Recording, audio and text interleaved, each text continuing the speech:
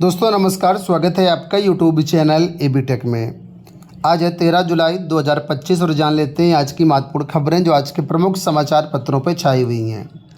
सबसे पहले यहां पर देखिए अपडेट है कि आरओ प्री के साथ एलटी ग्रेड भर्ती शुरू करने की तैयारी। उत्तर प्रदेश लोक सेवा आयोग को प्रवक्ता व एलटी ग्रेड शिक्षक भर्ती के लिए रिक्त पदों का अध्याचन मिल चुका है। आयोग ने आरओ प्रारंभिक परीक्षा के आयोजन के बाद एलटी ग्रेड शिक्षक भर्ती की प्रक्रिया शुरू करने की तैयारी कर ली है। समीक्षा अधिकारी सहायक समीक्षा अधिकारी प्रारंभिक परीक्षा 2023 इसी 27 तारीख को प्रस्तावित है। इस भर्ती के लिए 10,76,000 अभ्यर्थियों ने आवेदन किया है। आयोग के इतिहास की ये सबसे बड़ी परीक्षा है। ऐसे में आयोग के सभी अफसर इस परीक्षा के सफल आयोजन की तैयारियों में जुटे हुए हैं। आयोग के सूत्रों का कहना है कि आरओ प्रारंभिक परीक्षा के बाद राजकीय विद्यालयों में प्रवक्ता व एलटी ग्रेड शिक्षक भर्ती पर काम शुरू होगा। इसके लिए आयोग को प्रवक्ता व एलटी ग्रेड के 9,017 पदों का अध्याचन मिल चुका है। हालांकि प्रवक्ता के कुछ विषयों के अध्याचन का अभी इंतजार है। आयोग का प्रयास यही है कि दोनों भर्तियां जल्द से जल्द शुरू करा दी जाएं।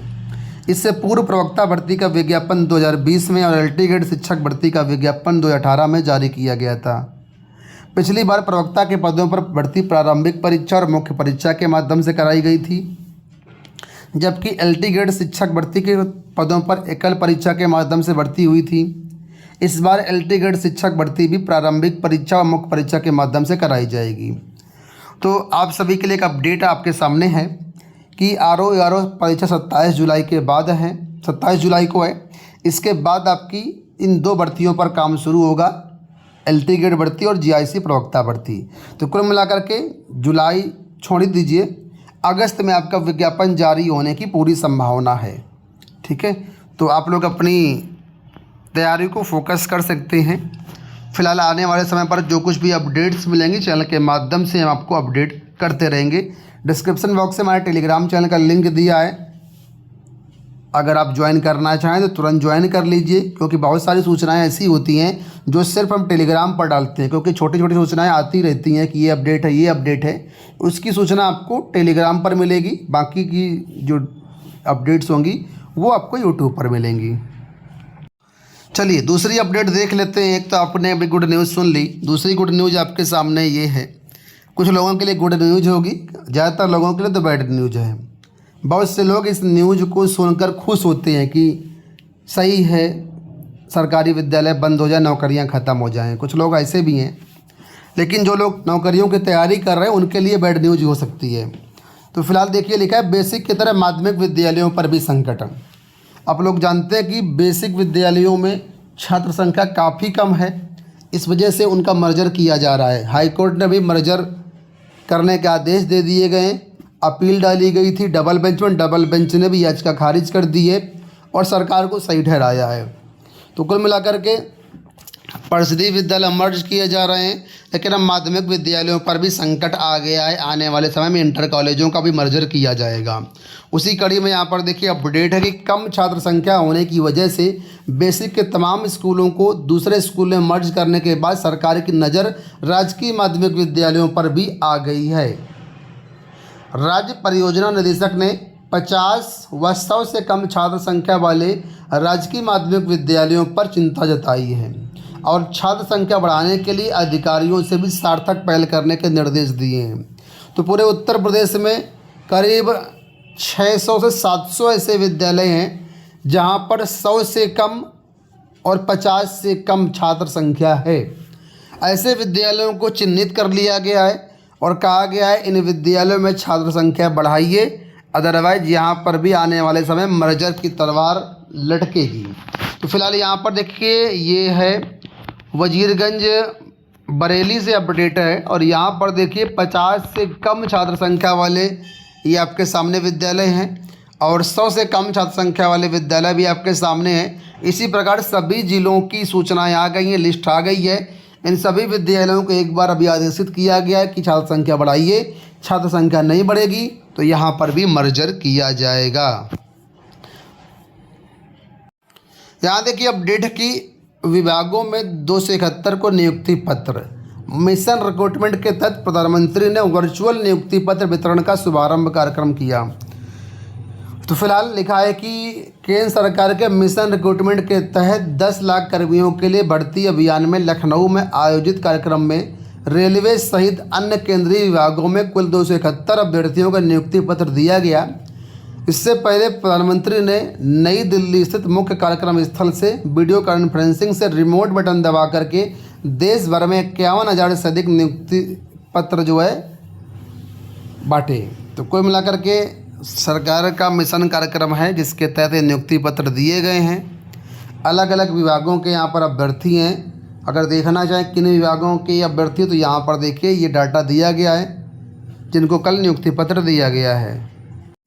यहाँ देखिए अपडेट की ऑनलाइन उपस्थिति पर शक्ति शिक्षक संगठन नाराज।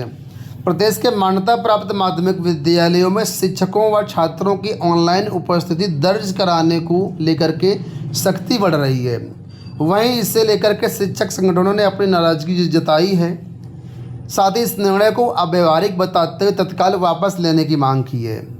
माध्यमिक शिक्षा परिषद सचिव भगवती सिंह की ओर से हाल ही में सभी डीआरओ को जारी किए गए निर्देश में कहा गया था कि कई विद्यालयों द्वारा नियमित रूप से उपस्थिति दर्ज नहीं कराई जा रही है। ऐसे में जो डीआरओ हैं वो सभी माध्यमिक विद्यालयों के प्राचार्य को निर्देशित करें कि पहले घंटे में विद्यार्थियों व शिक्षकों की ऑनलाइन उपस्थिति दर्ज कराना सुनिश्चित करें। ठीक है, तो इसका जो है विरोध हो रहा है और कहा गया ये तुगलकी फरमान है। बहुत सारे ऐसे विद्यालय हैं जहां पर सुविधाएं तक नहीं हैं, वहां पर ये ऑनलाइन हाजिरी की बात कर रहे हैं। शिक्षक संगठनों ने इसका विरोध किया है। यहाँ देखिए अपडेट है कि नियमावली संशोधन के नाम पर फंसी कई भर्तियाँ। आप लोग जानते हैं कि उत्तर प्रदेश लोक सेवा आयोग की LT ग्रेड भर्ती, GIC प्रवक्ता भर्ती, ये भी इसी में फंसी हुई थी। तो फिलहाल इनको निस्तारित कर दिया गया, समकक्षार्थक मामला क्लियर कर दिया गया है। ठीक है, अब इनके विज्ञापन की बातें निकल के आ रही हैं कि अगस्त सितंबर तक विज्ञापन आ जाएगा। तो इसमें जिक्र किया गया कि LT ग्रेड और जो प्रवक्ता भर्ती ये भी करीब 7 साल से नहीं आ पाई हैं। खंड शिक्षा अधिकारी भर्ती भी इसी कारण फंसी हुई है। खंड शिक्षा अधिकारी में अभी तक समकक्षार्थक मामला क्लियर नहीं हुआ, इसी वजह से भर्ती का विज्ञापन नहीं आ पा रहा है। लेकिन LT ग्रेड GIC प्रवक्ता की भर्ती का मामला क्लियर हो चुका है, उसमें कोई अब विवाद नहीं है। खंड शिक्षा अधिकारी भर्ती में अभी भी विवाद है। समकक्षार्थक मामला क्लियर होने के बाद भी हो सकता है 2027 तक इसका विज्ञापन आ जाए। वहीं पर असिस्टेंट प्रोफेसर भर्ती में बदलाव के होने को अभी मंजूरी मिलने का इंतजार है। GDC की बात हो रही है यहाँ पर। ठीक है, तो जानकारी मिली थी कि परीक्षा पैटर्न में बदलाव को मंजूरी मिल चुकी है। कुछ 10% काम बाकी है। इसमें इंटरव्यू और लिखित परीक्षा का वेटेज को कम ज़्यादा करना है, तो वो भी उम्मीद है कि जल्द ही मिल जाएगा। उसके बाद ये भर्तियाँ आएंगी। उसी प्रकार महाविद्यालयों में एक भर्ती है प्रवक्ता लाइब्रेरी की, वो भी कई साल से भर्ती नहीं हुई है, इसका भी अभी इंतज़ार है। यूपी बोर्ड ने आप लोग जानते हैं कि स्क्रूटनी का रिजल्ट जारी कर दिया है और जिन अभ्यर्थियों के स्क्रूटनी के मार्क्स परिवर्तित हुए हैं उनको जो है यहाँ पर अपनी पुरानी मार्कशीट यानी कि इसी साल 2025 वाली मार्कशीट को जमा करना होगा। उसके बाद इनको दूसरी मार्कशीट मिलेगी। तो उसी के संबंध में यहाँ पर देखिए अपडेट है कि दुरुपयोग जैसी स्थिति से बचने के लिए बोर्ड के सचिव भगवती सिंह ने जारी किया आदेश कि स्क्रूटनी वाले छात्र छात्राओं को वापस करना होगा मूल अंक प्रमाण पत्र। ठीक है, 5,946 अभ्यर्थियों के नंबर में बदलाव हुआ है। इन्हें अपना पुराना प्रमाण पत्र जमा करना होगा, तभी जो है इनको नई मार्कशीट मिलेगी। रेलवे में 1.25 साल में होगी 1 लाख की भर्ती। RRB 1.25 साल में 1 लाख से अधिक पदों पर भर्ती करने जा रहा है। बोर्ड ने 2024 में 1,08,000 से अधिक रिक्तियों के लिए अधिसूचना जारी की थी। इसमें 50,000 से अधिक 2025-26 में और 50,000 से अधिक 26-27 में पूरी हो पाएंगी। तो 1.25 साल में करीब 1 लाख पदों पर रेलवे भर्ती करेगा। ठीक है, हालांकि विज्ञापन जारी कर दिए गए हैं। कुछ विज्ञापन अगर रह गए होंगे तो आने वाले समय में देखने को मिलेंगे। अभी भी कई सारे विज्ञापन चल रहे हैं। तो अगर आप रेलवे में जॉब चाहते हैं तो अच्छा मौका है, यहाँ पर आप फॉर्म भर सकते हैं। अंत में यहाँ पर अपडेट रोजगार मेले को लेकर के कि 25,000 लोगों को रोजगार मेले में नौकरी मिलेगी। तो 14 जुलाई को नैनी ITI पर रोजगार मेला लगाया जाएगा। जो भी अभ्यर्थी इच्छुक हैं वो यहाँ पर वेबसाइट दी गई रोजगार संगम.up.gov.in, यहाँ पर जा कर के आप अपना पंजीयन करा सकते हैं और इसमें रोजगार मेले में प्रतिभाग कर सकते हैं। दोस्तों ये हो गई आज की सारी सूचना। इस वीडियो में इतना ही। धन्यवाद।